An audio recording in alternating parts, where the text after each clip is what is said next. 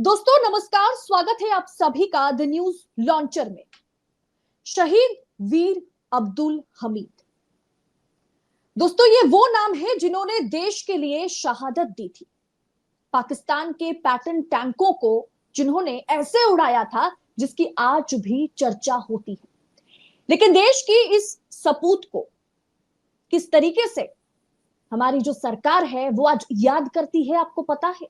किस तरीके से आने वाले युवा पीढ़ी को उनको हम याद रख सके, इसकी याद किस तरीके से दिलाई जा रही है, आपको पता है? दरअसल खबर यह है कि वीर अब्दुल हमीद, जिनके नाम पर गाजियाबाद में एक स्कूल था, वो स्कूल का नाम अब बदल दिया गया है। सबसे पहले चर्चा करेंगे फ्रीडम फाइटर अशफाक उल्लाह खान के पोते के साथ, जो हमारे आज गेस्ट के तौर पर हमारे साथ जुड़ गए हैं। स्वागत है सर न्यूज लॉन्चर के मंच पर हमारे साथ जुड़ने के लिए। आखिर सरकार ये नफरत कहां से पाल रही है? क्या मुसलमानों ने जिस तरीके से हमारे देश के लिए शहादत दी है, उस इतिहास को बीजेपी सरकार मिटाना चाहती है क्या? आपको क्या लगता है? हिंदुस्तान में के मुसलमानों ने, उलमाओं ने इस मुल्क के लिए अपनी शहादत दी है और उसके बाद भी ये शहादत जो है वो रुकी नहीं और ये शहादत पूरे मुल्क में दी जाने लगी। और अगर हम याद करें काकोरी एक्शन को लेकर या उसके बाद या पाकिस्तान से उस युद्ध की 65 की जंग में, वीर अब्दुल हमीद का तो नाम ऐसा है कि उन्हें मुसलमानों के नाम से जोड़ा नहीं जा सकता। वो इस मुल्क के ऐसे रहनुमा थे, ऐसे हुब्बे वतनी, ऐसे देश प्रेमी थे जो अपने मुल्क पर जानिसार हो गए और ऐसी कुर्बानी उन्होंने दी कि 65 की जंग में हमें जीत हासिल हुई। उनकी शहादत आज के नौजवानों के लिए एक प्रेरणा है और उन्हें हमेशा याद रखा जाएगा। और उनके नाम पर जो भी काम है उनमें कम हुए हैं, उनके नामों को और आगे बढ़ाने की जरूरत है। लेकिन सर उनका नाम तो मिटाने की कोशिश हो रही है ना। ये बड़े अफसोस की बात है कि हिंदुस्तान की आजादी के बाद ये किसी ने सोचा नहीं था कि हमारे मुल्क की तमद्दुन और उस एकता जो हमारी हिंदू मुस्लिम तहजीब है, जो एकता से पूरा मुल्क हमारा पूरी दुनिया में जाना जाता है। अगर हम तारीख उठा के देखें तो पक्के आर्य समाजी पंडित राम प्रसाद बिस्मिल और अशफाक उल्लाह एक साथ खाना खाया करते और वो एक तरफ अगर हवन करते होते तो अशफाक उल्लाह अपनी नमाज अदा करते प्रांगण में। तो ऐसा इतिहास है कि वीर अब्दुल हमीद के नाम को मिटाया नहीं जा सकता। लेकिन ये सोच कहां से आ रही है कि हम अपनी सत्ता और अपनी ताकत के लिए इतने उतावले हैं कि हम वो देश के सामने ऐसी जो नाम है उन नामों को अगर मिटाने का काम करेंगे तो हमें लगता है कि ये हमारे मुल्क के साथ नाइंसाफी होगी। हमारे मुल्क जो बहुत कुर्बानियों के बाद हमें मिला है, इसका इतिहास हमें जानना है।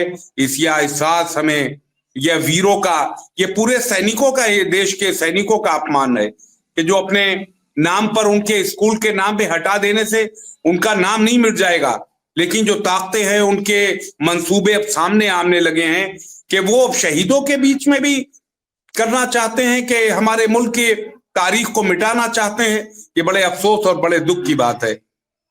जी सर, आज के समय में अगर आज के दौर को देखा जाए तो भारतीय जनता पार्टी कहीं ना कहीं हम देख रहे हैं कि नफरत की राजनीति करती है, इसमें कोई दौराय है नहीं।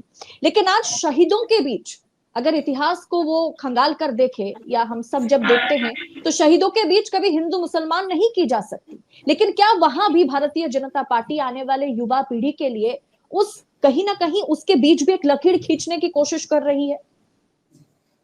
मैंने आपसे कहा कि ये सिर्फ इतनी बड़ी शहादत जिसके नाम पे हमें पूरे देश में हजारों स्कूल खोलना चाहिए। जो हमारे मुस्तकबिल है, हमारी नई जनरेशन है, हमारे बच्चे आने वाले मुस्तकबिल में वीर अब्दुल हमीद का इतिहास पढ़ पाएं, उनकी कुर्बानियों को जान पाएं। ये बड़ी अजीब और अफसोस की बात है कि अगर उनके नाम पे भी हम उनके नाम पे भी एक स्कूल के नाम को हटाने का काम करते हैं। अभी कुछ महीने पहले ही पाठ्यक्रमों से पंडित राम प्रसाद बिस्मिल, अशफाक उल्लाह की जो एकता का पैगाम देश में जा रहा था, पाठ्यक्रमों से वो नाम निकाला गया, उसके लिए एहतजाज हुए, लेकिन आपके जरिए और लोगों के जरिए ये पता चला कि वीर अब्दुल हमीद का नाम स्कूल से हटाया जा रहा है। ये बड़े दुख की बात है। ना जनता लड़ना चाहती है, ये सत्ता की लड़ाई कब तक होगी? और सत्ता के लिए ये जिन शहीदों को, जिन क्रांतिकारियों को, जिन अपने सेना के उन नायकों को जिन्होंने कुर्बानी दी है, अगर उनके नामों को हटाया जाएगा तो आने वाले मुस्तकबिल में हम देश के बच्चों को क्या देना चाहते हैं? ये नफरतें इस मुल्क को कमजोर कर रही हैं। हो सकता है ये नफरतें किसी को वक्ती सत्ता दिला दे। सत्ता के अलावा अगर हमारे मुल्क की यकजहती खत्म हो गई तो हमें लगता है हमारा मुल्क कमजोर होगा, जो हिंदू मुस्लिम एकता की तहजीब है। जी, आप खुद एक फ्रीडम फाइटर के परिवार से हैं। आपके जो दादाजी रहे अशफाक उल्लाह खान, वो खुद जी हाँ। आजादी की लड़ाई लड़े हैं। तो क्या आपको लगता है कि आने वाली पीढ़ी के लिए शायद आज की सरकार जो है वो कुछ ऐसा करके जा रही है कि सिर्फ नफरत की बीज बोया जा रहा है आज, और आने वाले समय में शायद इसको पूरी तरीके से मिटा दिया जाएगा? जो भी वैसे ही कि शहीदों के नामों में हम मुसलमानों की, हिंदुओं की अलग से गिनती नहीं कर सकते, नहीं करनी चाहिए, लेकिन अब मुसलमानों के नामों को भी मिटाने की कोशिश सरकार कर रही है। कि आने वाले युवा पीढ़ी को इसका भनक तक ना लगे? हकीकत तो यह है कि सिर्फ मुसलमानों का नाम मिटाने की कोशिश नहीं की जा रही, बल्कि उनकी तारीख में भारतीय जनता पार्टी का इस देश के आंदोलन में, इस देश के इतिहास में कोई ऐसा फ्रीडम फाइटर या कोई ऐसी देश की लड़ाई, इस मुल्क की आजादी की उन्होंने नहीं लड़ी है। इसलिए वो मुसलमानों के नाम को आगे ये दिखाना चाहते हैं कि शायद मुसलमानों ने इस देश के लिए कुर्बानी नहीं दी, लेकिन ये कितना ही मिटा पाए, ये मिटा नहीं पाएंगे। उनकी कुर्बानी, उनका खून इस देश के लोगों तक है, और यहाँ के ना हिंदू मुसलमान को अलग कर पाएंगे। वक्ती तौर पे ये कुछ ना कुछ प्रोग्राम चलते रहते हैं सत्ता के लिए। यही तो चाहते थे ब्रिटिशर्स, यही तो चाहते थे अंग्रेज, चाहते थे कि पंडित राम प्रसाद बिस्मिल अशफाकुल्लाह में लड़ाई की जाए। एक तरफ मजिस्ट्रेट तसद्दुक हुसैन को जेल में भेजा गया और अशफाकुल्लाह खां के खिलाफ पंडित जी से ये कहा गया कि शायद वो माफी मांगने वाले हैं। उन्होंने कहा ऐसा हो ही नहीं सकता कि हमारा दोस्त इस हमसे जुदा हो जाए, और अपनी आत्मकथा में उन्होंने लिखा कि हमने जो कहा था, जो सोचा था, अशफाक ने हमारे साथ फांसी के फंदे तक हमारा साथ दिया। उनकी वो शायर भी थे, कहते थे कि भारत, उनको लगा था कि हम चले जाएंगे आजाद नहीं होगा, तो वो गीत और गजल भी कहते थे इस देश प्रेम के लिए कि शायद ये दर्द हमारे साथ जाएगा, न जाने वतन हिंदुस्तान आजाद कब कहलाएगा, फिर आऊंगा ऐ भारत माँ तुझे आजाद कराऊंगा।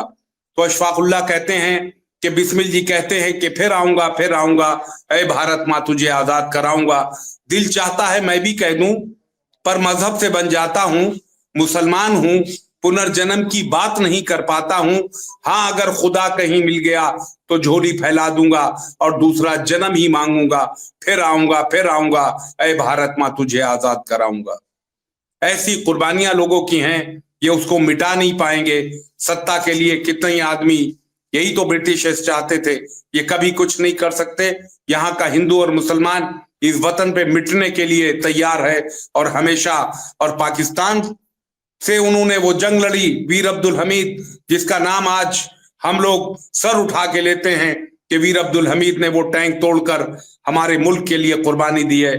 उनका नाम मैं एहतजाज करता हूं, मैं ये मांग करता हूं कि उसके नाम को रखा जाए, और ये नाम हमेशा जिंदा रहेगा, तभी जिंदा रहेगा जब हम उनकी कुर्बानियों को याद कर पाएंगे। सर, क्या आपको लगता है कि हमारे जो नामी यूनिवर्सिटीज है, चाहे वो जामिया मिलिया इस्लामिया हो या अलीगढ़ मुस्लिम यूनिवर्सिटी हो या कुछ हद तक जेएनयू भी, जवाहरलाल नेहरू यूनिवर्सिटी हो, ये जिस समय में इसका प्रतिष्ठान हुआ था और आज उस पर भी सवाल उठाया जाता है, वो तमाम यूनिवर्सिटीज जो है वो भी कहीं ना कहीं सरकार की रडार पर है। यूनिवर्सिटीज है कि वहां जो स्टूडेंट्स होते हैं वहां आतंकवादी पैदा होते हैं, वो ऐसे स्टूडेंट्स होते हैं जो सरकार के खिलाफ बात करते हैं, देश के खिलाफ जाते हैं, और शायद पाकिस्तान से उनकी ताल्लुकात रहती है। इस सरकार, जी बिल्कुल आप सही कह रहे हैं, इस सरकार का पूरा वो है कि एक मुद्दा खत्म होता है और दूसरा मुद्दा ले आते हैं। पूरे दावे के साथ कह सकता हूं कि आज तक जो कुरान में आया है, ना कुरान में कहा है कि अगर हमें शिक्षा ग्रहण करना है तो चीन तक जाना पड़े, और हुब्बे वतनी का पैगाम कुरान शरीफ ने दिया है। और पूरे दावे के साथ कहता हूं कि पूरे मुल्क के मदरसे में उठा के देख लिया जाए, जहां हुब्बे वतनी के साथ लोग अपने दीन की तालीम हासिल कर रहे हैं, क्योंकि दीन जरूरी है। और दीन के साथ साथ दुनियावी जो हमारे मदरसे हैं वो अब दुनियावी तालीम भी दे रहे हैं, और ये पैगाम भी दे रहे हैं कि हम भारत माँ के लिए, हम अपने मुल्क के लिए जानिसार हैं। और जो बच्चे वहां से दीन हासिल करके चलेंगे वो नेक नियति और आगे बढ़ेंगे और अपने मुल्क का, और इन्होंने यूनिवर्सिटीज पे, मदरसों पे, मस्जिदों पे पाकिस्तान और हिंदुस्तान के अलावा इनके पास कोई बातें नहीं हैं। ये भोली भाली जनता को गुमराह कर रहे हैं और ऐसे प्रोग्राम चला रहे हैं जिसमें हमारे नौकरी आज ना कोई सोच पाए, नौकरी ना ले पाए, व्यापार ना कर पाए, सिर्फ उलझा के रख दिया है इस मुल्क के हिंदू और मुसलमानों को बीच में, और इसकी वजह से हमारा मुल्क कमजोर होगा। सर, क्या आपको लगता है कि एकदम आखिरी दौर में हम इस कन्वर्सेशन के, क्या हमारे देश में अभी ऐसी एक परिस्थिति बन गई है, ऐसा सिचुएशन है कि मदरसे, अपने खुद मदरसे की बात करी, असम सरकार हो जहां डबल इंजन की सरकार है, भाजपा की सरकार है, चाहे असम सरकार हो, चाहे उत्तर प्रदेश सरकार हो, मध्य प्रदेश सरकार हो, मदरसों को कहीं ना कहीं बंद करवाने की एक मुहिम चलाई जा रही है और बड़े गंभीर आरोप लगाए जा रहे हैं मदरसों को लेकर के। देखिए, ये वोट की राजनीति में हमारे मुल्क को कमजोर करने के लिए कुछ ना कुछ मुद्दे ऐसे चलाते हैं। आपने कहा कि मदरसों के लिए, चाहे वो हमारा कोई भी स्टेट हो जो आपने नाम लिए हैं, और इसमें हमें लगता है कि आसाम में आप देख लें, नागालैंड, पूरा आप वहां देख लें कि मणिपुर में किस तरीके से कत्लेआम हो रहा है। आज तक सरकार उस पर ध्यान नहीं दे रही है, प्रधानमंत्री कभी गए नहीं है, और बैठे बैठे मदरसों के और खिलाफ। अभी एक वीडियो देख रहा था कि कुछ आरएसएस के लोग पहुंचे कि इस मार्केट में कोई मुसलमान जो है वो फेरी नहीं लगाएगा और कुछ नहीं करेगा।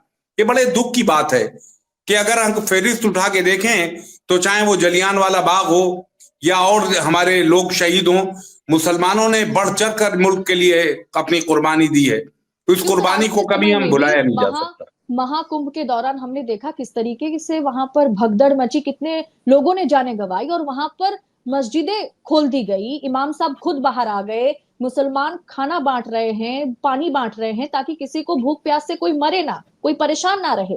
वही हमारी तहजीब है जो कहीं ना कहीं महाकुंभ में, जहां पर मुसलमानों को बॉयकॉट किया गया, दुकानें ना लगाने की बात की गई, लेकिन वहीं पर सड़कों पर जब परिस्थिति, हालात जो बेकाबू हुई, तो वहां पर मुसलमान सड़क पर उतर आए। हमारे हुजूर पाक ने हमेशा पैगाम दिया है इस्लाम को कि अपने पड़ोसी को ये ना देखो कि ये मुसलमान है या हिंदू है, हमें उनकी हर परेशानी में साथ देना है। मैं मुबारकबाद देता हूं इलाहाबाद के, वहां के प्रयागराज के मुसलमानों को कि उन्होंने जो पैगाम हमारे हुजूर पाक ने दिया था उस पे रहकर उन्होंने मस्जिदें खोल दी, खाने का इंतजाम किया, खिदमत खल्क किया। खिदमत खल्क हमारा पहले काम है। दीन के साथ साथ हमें यह दीन सिखाता है कि अपनी जितनी इबादत है वो घर में करें या बाहर करें, लेकिन सड़क पे हम ऐसी कोई फिरका परस्ती की बात ना करें, बल्कि हम एक दूसरे से के काम आए। मैं मुबारकबाद देता हूं कि उन्होंने मस्जिदों को खोल दिया, उन्होंने खानों का इंतजाम किया। वही मदरसे जिसपे आज ये निशान उठा रहे हैं, उंगली उठा रहे हैं, वो मदरसे उन्होंने खोल दिए और एक साथ सब मिलकर खिदमत खल्क में लग गए।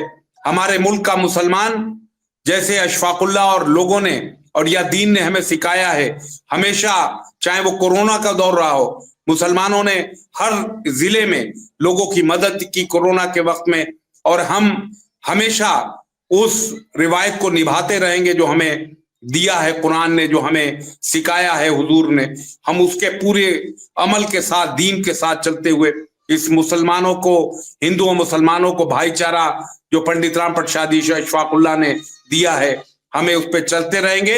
ये कितने ही कोशिश कर ले, इनकी हम मजम्मत करते हैं और एकता का पैगाम हमेशा इस मुल्क में रहेगा और चलता रहेगा।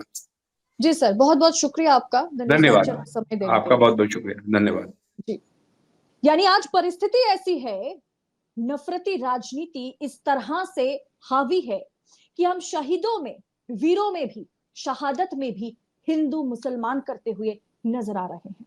जिस तरीके से शहीद वीर अब्दुल हमीद का नाम मिटाने की कोशिश किया जा रहा है, इस पर आपकी राय क्या है? कमेंट कर अपनी राय हमारे साथ साझा जरूर करें। अगर ये वीडियो पसंद आई है तो आगे फॉरवर्ड करें, शेयर करें और आजाद पत्रकारिता को सपोर्ट करने के लिए द न्यूज लॉन्चर के साथ बने रहे। बहुत बहुत शुक्रिया आप सभी का। जय हिंद, जय भारत।